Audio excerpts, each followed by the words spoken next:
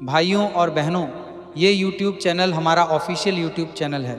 इस पर सनातन की सभी प्रकार की कथाएं व जानकारी व उपाय सभी ही इसी चैनल पर हमारे आएंगे। आपसे निवेदन है इस चैनल को आप सब्सक्राइब कर लें और हमारे आने वाली सभी प्रकार की वीडियो सबसे पहले आपके पास पहुँचे और आपका धन, लक्ष्मी, व्यापार, सभी प्रकार के आपके जो भी कार्य है वो सब सफल हो, आपके परिवार में सुख शांति का वास हो, ऐसी कामना करते हैं। धन्यवाद। चलिए आज का प्रसंग शुरू करते हैं। भाइयों और बहनों, प्रेम से बोलिए भोलेनाथ की जय। जहां हमने पिछली कथा समाप्त की थी वहीं से आज की कथा आरंभ करते हैं। एक प्राचीन नगर में रघुवीर नाम का एक व्यापारी रहता था। धन दौलत की कोई कमी नहीं थी। बड़ा मकान, दुकानें, खेत, नौकर सब कुछ था। लेकिन उसके घर में एक ऐसी आदत प्रवेश कर चुकी थी जिसने धीरे धीरे पूरे परिवार की मुस्कान छीन ली थी। रघुवीर कहता था, जिंदगी का आनंद लेना है तो कभी कभी मांस और मदिरा में क्या बुराई है। धीरे धीरे कभी कभी की आदत हर सप्ताह बन गई और फिर हर दिन। एक समय ऐसा आया कि घर में भगवान की आरती कम और झगड़े अधिक होने लगे। उसकी पत्नी कमला रोज भगवान शिव के सामने दीपक जलाती थी। वह प्रार्थना करती, हे नीलकंठ, मेरे परिवार को सद्बुद्धि दीजिए, हमारे घर में प्रेम और शांति लौट आए। उसका छोटा बेटा एक दिन मासूमियत से पूछ बैठा, माँ, क्या भगवान हमारे घर नहीं आते? कमला की आंखों से आंसू बह निकले। उसने बच्चे को गले लगाकर कहा, बेटा, भगवान हर घर में आना चाहते हैं, लेकिन जब घर में प्रेम, सत्य और संयम होता है तब उनकी उपस्थिति अधिक अनुभव होती है। भाइयों और बहनों, यही बात हम सबके जीवन पर भी लागू होती है। यदि मन अशांत है, यदि क्रोध, लोभ और नशा हमारे निर्णयों पर हावी हो जाएं, तो भक्ति भी मन में टिक नहीं पाती। एक दिन गांव में एक वृद्ध संत पधारे। पूरे गांव के लोग उनके दर्शन करने पहुंचे। रघुवीर भी गया। उसने कहा, महाराज, मेरे पास सब कुछ है, फिर भी चैन नहीं है। संत मुस्कुराए और बोले, बेटा, जिस पात्र में पहले से मैल भरा हो उसमें अमृत भी डालो तो उसका स्वाद बदल जाता है। पहले पात्र को स्वच्छ करना पड़ता है। रघुवीर ने पूछा, उस मैल को कैसे साफ करूं? संत बोले, मन को सात्विक बनाओ, अपने व्यवहार को सुधारो, नशे और हिंसा से दूरी बनाओ, परिवार के साथ बैठो, भगवान का स्मरण करो और सावन को केवल त्योहार नहीं बल्कि आत्म परिवर्तन का अवसर मानो। रघुवीर ने उस दिन तो बात सुन ली, लेकिन मन ने कहा, इतना बड़ा परिवर्तन कैसे करूं? यही मनुष्य की सबसे बड़ी लड़ाई है, दूसरों से नहीं, अपने ही मन से। भाइयों और बहनों, कई बार हम जानते हैं कि कौन सी आदत हमारे लिए ठीक नहीं है, फिर भी उसे छोड़ना कठिन लगता है। इसलिए संतजन बार बार कहते हैं कि अच्छी संगति और नियमित साधना से परिवर्तन आसान होता है। कुछ दिनों बाद सावन का पहला सोमवार आया। सुबह मंदिर की घंटियां बज रही थीं। महिलाएं कलश लेकर शिवालय जा रही थीं। युवक बोल बम के जयकारे लगा रहे थे। बच्चे फूल लेकर मंदिर की ओर दौड़ रहे थे। पूरा गांव शिवमय हो गया। लेकिन रघुवीर के घर में फिर वही पुरानी आदतों की चर्चा होने लगी। तभी उसका बेटा बोला, पिताजी, आज मंदिर चलेंगे? रघुवीर कुछ क्षण के लिए चुप हो गया। उसे संत की बातें याद आने लगी। वह पहली बार अपने बेटे का हाथ पकड़कर मंदिर पहुंचा। मंदिर में पंडित जी ने कहा, भगवान शिव को केवल जल ही नहीं, अपना अहंकार भी अर्पित करो। ये शब्द उसके हृदय में उतर गए। उस दिन उसने मन ही मन संकल्प लिया, इस सावन में अपने जीवन में संयम लाने का प्रयास करूंगा। उसने नशे से दूरी बनाई, परिवार के साथ भोजन करना शुरू किया। रोज शाम को 5 मिनट भजन होने लगा। धीरे धीरे घर का वातावरण बदलने लगा। जहाँ पहले ऊंची आवाज़ें सुनाई देती थीं, वहाँ अब हंसी सुनाई देने लगी। जहाँ पहले बच्चे डरते थे, वहाँ अब वे अपने पिता के साथ बैठकर बातें करने लगे। भाइयों और बहनों, यही सावन का वास्तविक संदेश है। सिर्फ उपवास करना ही पर्याप्त नहीं, बल्कि अपने स्वभाव में भी सुधार लाना आवश्यक है। अब मैं माताओं और बहनों से भी एक बात कहना चाहता हूँ। घर की शांति केवल पुरुषों से नहीं, महिलाओं के व्यवहार से भी जुड़ी होती है। यदि घर में कटु वचन, ईर्ष्या, निरंतर कलह या अपमान का वातावरण बन जाए तो पूरा परिवार प्रभावित होता है। इसी प्रकार यदि घर में प्रेम, धैर्य, सम्मान और सहयोग का वातावरण हो तो बच्चों का संस्कार भी वैसा ही बनता है। इसलिए सावन के अवसर पर संतजन सभी को प्रेरित करते हैं कि घर में भक्ति का वातावरण बनाएं, क्रोध को कम करें, एक दूसरे का सम्मान करें और सात्विक जीवन अपनाने का प्रयास करें। याद रखिए, भगवान शिव केवल बड़े बड़े यज्ञों से प्रसन्न नहीं होते, वे तो एक लोटा जल, सच्चे मन की प्रार्थना और निष्कपट हृदय से भी प्रसन्न हो जाते हैं।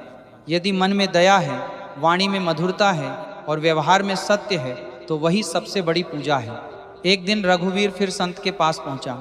उसने कहा, महाराज, मेरे घर में सचमुच परिवर्तन आने लगा है। संत मुस्कुराए।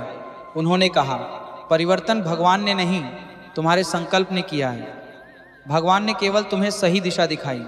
रघुवीर ने पूछा, क्या मैं हमेशा ऐसा रह पाऊंगा? संत बोले, यदि प्रतिदिन थोड़ा थोड़ा प्रयास करोगे तो अवश्य। कोई भी महान परिवर्तन एक दिन में नहीं होता, लेकिन हर दिन का छोटा प्रयास मिलकर बड़ा परिवर्तन बन जाता है। और भाइयों बहनों, यही जीवन का सार है। सावन हमें केवल पूजा करना नहीं सिखाता, सावन हमें अपने भीतर के क्रोध पर विजय, अपनी बुरी आदतों पर नियंत्रण, परिवार में प्रेम और भगवान के प्रति समर्पण का मार्ग दिखाता है। जहाँ हमने पिछली कथा समाप्त की थी, वहीं से आज की कथा आरंभ करते हैं। एक प्राचीन नगर में रघुवीर नाम का एक व्यापारी रहता था। धन दौलत की कोई कमी नहीं थी। बड़ा मकान, दुकानें, खेत, नौकर सब कुछ था। लेकिन उसके घर में एक ऐसी आदत प्रवेश कर चुकी थी जिसने धीरे धीरे पूरे परिवार की मुस्कान छीन ली थी। रघुवीर कहता था, जिंदगी का आनंद लेना है तो कभी कभी मांस और मदिरा में क्या बुराई है। धीरे धीरे कभी कभी की आदत हर सप्ताह बन गई और फिर हर दिन। एक समय ऐसा आया कि घर में भगवान की आरती कम और झगड़े अधिक होने लगे। उसकी पत्नी कमला रोज भगवान शिव के सामने दीपक जलाती थी। वह प्रार्थना करती, हे नीलकंठ, मेरे परिवार को सद्बुद्धि दीजिए, हमारे घर में प्रेम और शांति लौट आए। उसका छोटा बेटा एक दिन मासूमियत से पूछ बैठा, माँ, क्या भगवान हमारे घर नहीं आते? कमला की आंखों से आंसू बह निकले। उसने बच्चे को गले लगाकर कहा, बेटा, भगवान हर घर में आना चाहते हैं, लेकिन जब घर में प्रेम, सत्य और संयम होता है तब उनकी उपस्थिति अधिक अनुभव होती है। भाइयों और बहनों, यही बात हम सबके जीवन पर भी लागू होती है। यदि मन अशांत है, यदि क्रोध, लोभ और नशा हमारे निर्णयों पर हावी हो जाएं, तो भक्ति भी मन में टिक नहीं पाती। एक दिन गांव में एक वृद्ध संत पधारे। पूरे गांव के लोग उनके दर्शन करने पहुंचे। रघुवीर भी गया। उसने कहा, महाराज, मेरे पास सब कुछ है, फिर भी चैन नहीं है।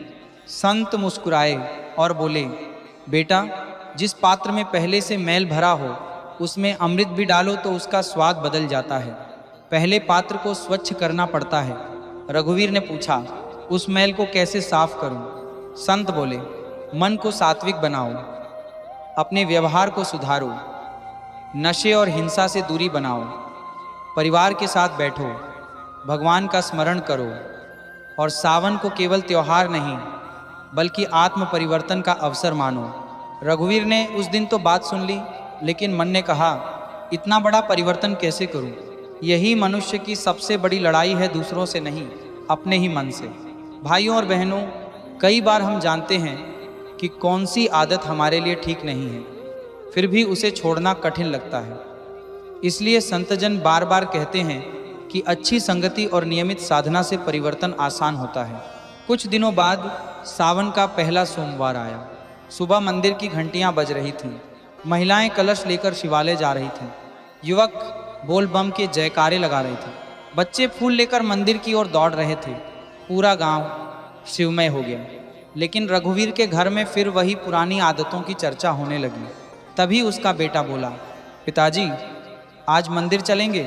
रघुवीर कुछ क्षण के लिए चुप हो गया। उसे संत की बातें याद आने लगी। वह पहली बार अपने बेटे का हाथ पकड़कर मंदिर पहुंचा।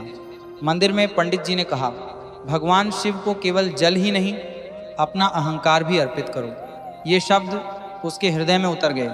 उस दिन उसने मन ही मन संकल्प लिया, इस सावन में अपने जीवन में संयम लाने का प्रयास करूंगा। उसने नशे से दूरी बनाई, परिवार के साथ भोजन करना शुरू किया, रोज शाम को 5 मिनट भजन होने लगा। धीरे धीरे घर का वातावरण बदलने लगा।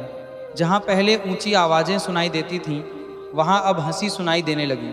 जहाँ पहले बच्चे डरते थे, वहाँ अब वे अपने पिता के साथ बैठकर बातें करने लगे। भाइयों और बहनों, यही सावन का वास्तविक संदेश है। सिर्फ उपवास करना ही पर्याप्त नहीं, बल्कि अपने स्वभाव में भी सुधार लाना आवश्यक है। अब मैं माताओं और बहनों से भी एक बात कहना चाहता हूँ। घर की शांति केवल पुरुषों से नहीं, महिलाओं के व्यवहार से भी जुड़ी होती है। यदि घर में कटु वचन, ईर्ष्या, निरंतर कलह या अपमान का वातावरण बन जाए तो पूरा परिवार प्रभावित होता है। इसी प्रकार यदि घर में प्रेम, धैर्य, सम्मान और सहयोग का वातावरण हो तो बच्चों का संस्कार भी वैसा ही बनता है।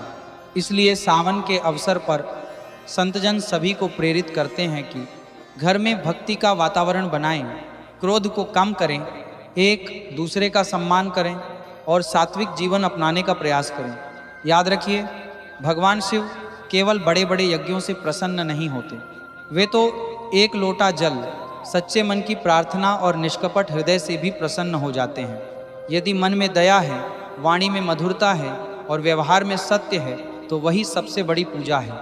एक दिन रघुवीर फिर संत के पास पहुंचा। उसने कहा, महाराज, मेरे घर में सचमुच परिवर्तन आने लगा है। संत मुस्कुराए। उन्होंने कहा, परिवर्तन भगवान ने नहीं, तुम्हारे संकल्प ने किया है। भगवान ने केवल तुम्हें सही दिशा दिखाई। रघुवीर ने पूछा, क्या मैं हमेशा ऐसा रह पाऊंगा? संत बोले, यदि प्रतिदिन थोड़ा थोड़ा प्रयास करोगे तो अवश्य। कोई भी महान परिवर्तन एक दिन में नहीं होता, लेकिन हर दिन का छोटा प्रयास मिलकर बड़ा परिवर्तन बन जाता है।